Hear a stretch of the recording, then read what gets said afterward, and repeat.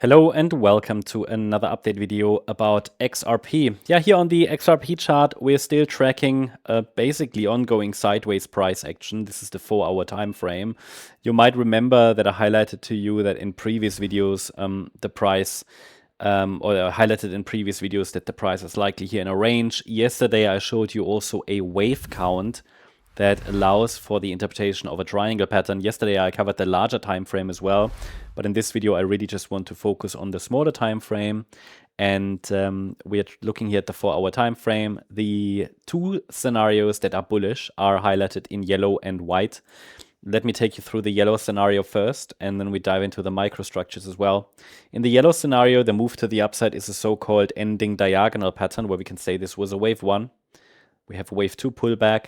This is a third wave to the upside. Wave 4, wave 5 can easily send us into the $5 plus region. In this scenario, the price must hold above the February low that is located around $1.77. That's an absolute must. It must hold above this level. This will otherwise invalidate the overall structure. There are some additional levels we can watch within the range, but to keep this wave count alive, yeah, the yellow one, that is the low-end invalidation point. I have to say, though, there is a first warning level. So any break below $2 is already a warning that it likely will be invalidated. And a break below the 11th of March low at around $1.90 will be the local invalidation point. So I'm already tracking this as a 1-2 setup, which completed in the yellow scenario.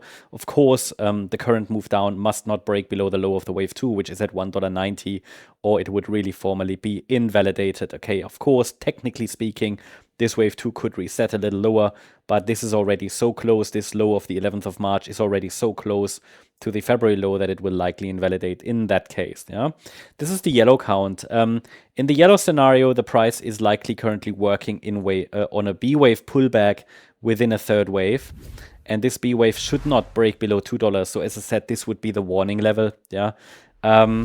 This is not a high confidence scenario because it would only be a so-called diagonal structure. And in a diagonal, the movements to the upside, they are very choppy, very messy, and corrective and three-wave movements. So we don't really have probabilities necessarily there on our side. Yeah, it's just a potential and needs confirmation. How could we get confirmation? Well, in the first instance, with a break above the recent swing high at $2.48, we can be a bit more confident that this yellow scenario is actually playing out.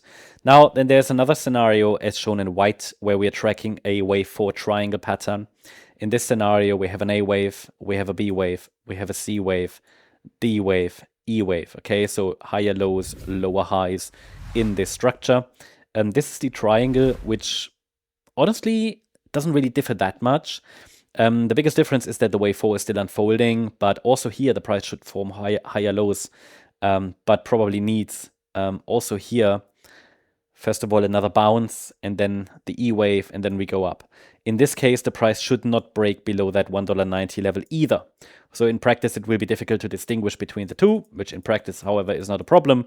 So in this case, then the $2 mark can be used as key support. Yeah. Also here, it would be a warning. Ideally, also here, the price should go a little higher in the D wave, and we would be working on a B wave pullback in wave D.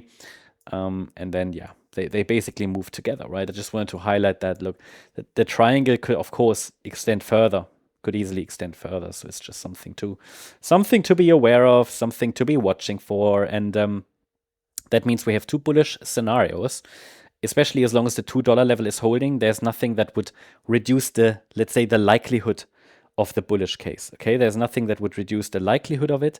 No, there isn't. Below $2, both bullish scenarios will get into trouble. That's something to be aware of. In the blue scenario, and that is the short-term bearish one, this would be further confirmed with a break below $2. At least we have an indication this is going to take the lead, but then further confirmed with a break below 190, followed by a break below 177. And in that case, we're moving down lower in that scenario, and the wave 4 is still unfolding, yes, but it would not be a triangle. It's actually a C wave down. I don't clearly prefer that at this stage, at least not as long as we're holding above support, because the movements to the downside, they haven't been impulsive. They have just rather been corrective, and therefore I rather prefer the other two scenarios, okay, which to be honest don't differ much between among each other. Okay, so yeah, that's at the moment it. So what do we need at the moment in the very short term? Seems like we're moving down within within a B wave pullback here, yeah, into the support region. So please note that this is an area of interest from where we could get a bounce and the start of wave C to the upside. Okay, so that's interesting. Hit just closing in on support here, and something to keep an eye on. Hope you liked the update. If you did, please hit the like button, leave a comment, and subscribe. And if you really like the content, then please check out the channel membership. Thank you very much. Bye bye.